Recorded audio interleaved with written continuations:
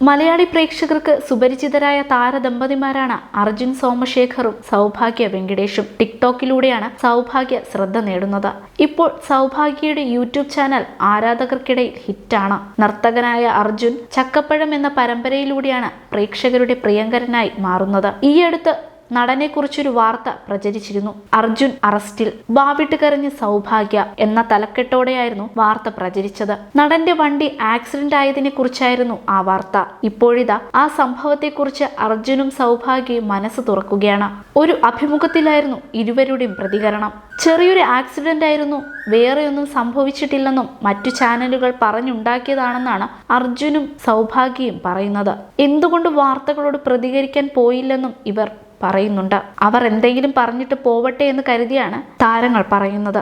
അതേസമയം എനിക്ക് 10 പ്രാവശ്യം വീഡിയോ ഇടാൻ തോന്നിയെന്നും പക്ഷേ ചേട്ടൻ വേണ്ടെന്ന് പറഞ്ഞുവെന്നാണ് സൗഭാഗ്യയുടെ മറുപടി.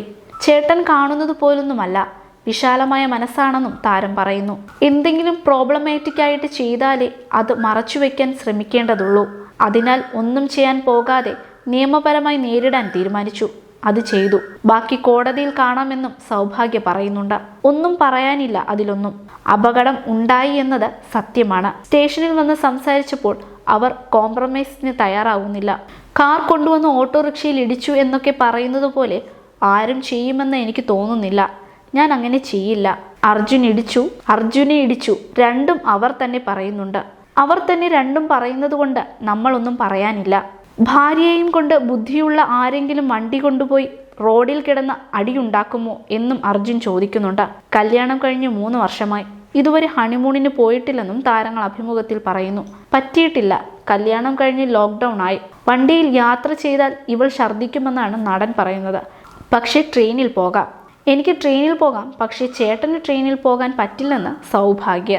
കൂടുതൽ എൻ്റർടൈൻമെൻറ്റ് വാർത്തകളും സ്പോർട്സ് വാർത്തകളും അതിവേഗം അറിയാൻ ഗാലറി മീഡിയ സബ്സ്ക്രൈബ് ചെയ്യുക. നിങ്ങളുടെ അഭിപ്രായങ്ങൾ കമൻറ്റ് ബോക്സിൽ രേഖപ്പെടുത്തുക.